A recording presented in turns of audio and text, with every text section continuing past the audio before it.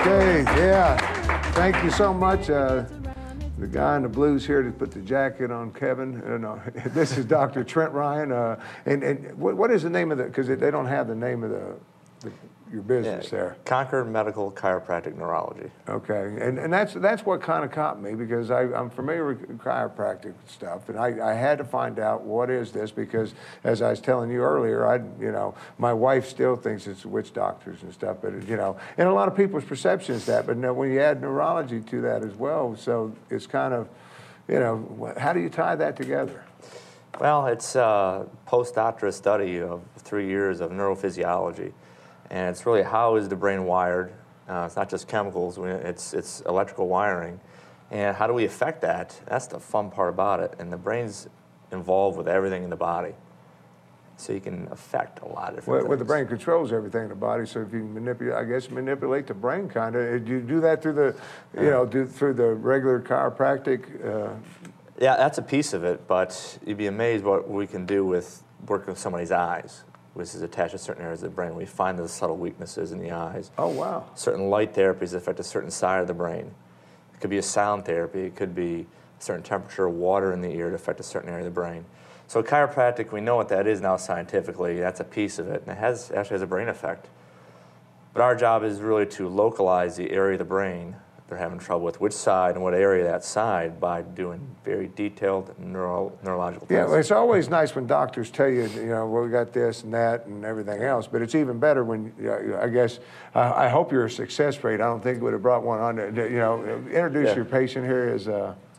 Yeah, this is Ryan, and he came in originally to see me at neck pain, and he looked me up through the insurance website and found me, and then, of course, he talked about that, helping out with that, but then he had something else. I don't know if you want to Yeah, I actually, like Dr. Ryan said, I came in for neck and back pain originally and filled out the questionnaire and everything like that. And I've had a tremor since I was about 17. Oh, wow.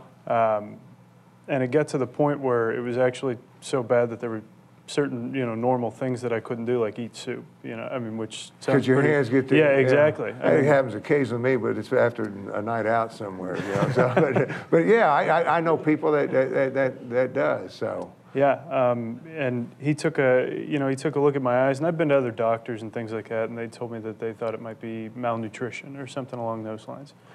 And he took a look at my eyes and everything like that and said, well, you're missing you've got a little bit of a gap right here at certain spots when I'm following his finger. And he said, I really think that, he said, I think I can help you with this. And I was just absolutely shocked.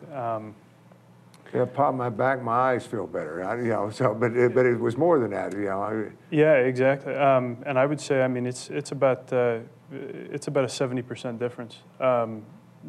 Without surgery or anything like that, I know that I'm dealing with neurological issues at that point, and it blew me away. Now, do you do a light laser?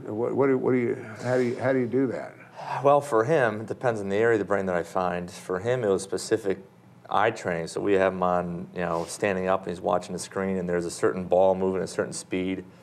And certain speed in one direction, then it's fast in another direction to keep it to a certain area of the brain.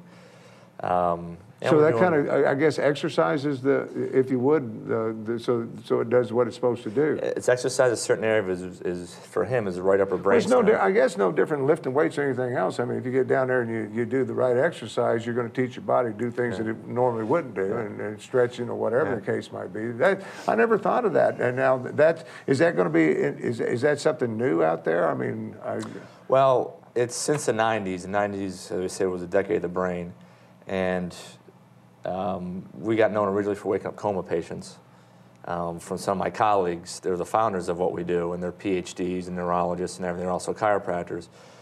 But, the 90s and now it's 2011, and what we know about the brain and how to figure out some other problems to help out people with tremors, to ADD, ADHD, depression, vertigo, let alone somebody with migraines or back pain. It's easier to handle when you look at the brain, not just the spine. Yeah, because it's amazing to me. My wife has been ill for a couple of years now in battling leukemia, and it's amazing to me how many different problems there are, but how many different solutions there are out there for folks to look at today.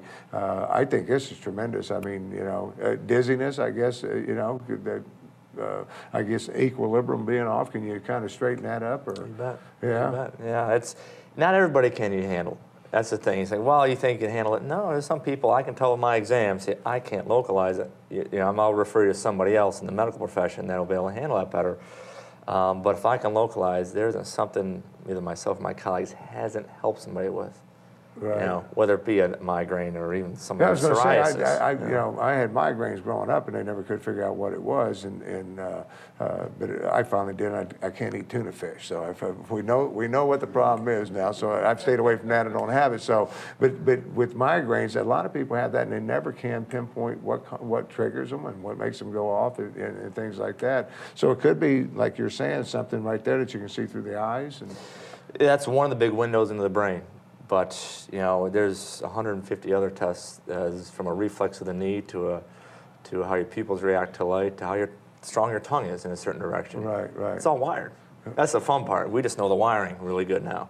Yeah. It's getting better every year. But chiropractic, I want people to know, because in the old days, it was like, okay, send in this magazine clipping and we'll send you a certificate. You know. But chiropractic's a doctor now. They truly are. You guys go through some tremendous medical training before, you know, you can get licensed and stuff. It's not like that anymore.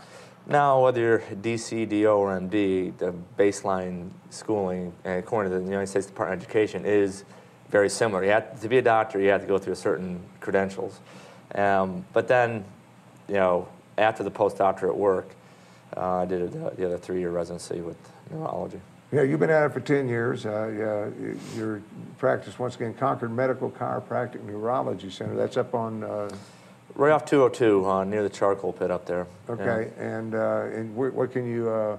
people get a hold of the website they can go to or anything? ConcordMedical.org, www.concordmedical.org. Yeah, I think, well, just show how good this guy is. I find out, I asked him about my chiropractor. I go see Dr. DeGroot, and he tells me, yeah, he was just in yesterday getting treated, so. Yeah, but yeah, I thank you so much for taking your time out, and I'm glad to hear that you're feeling so good, so much better and everything. You know, it's really great.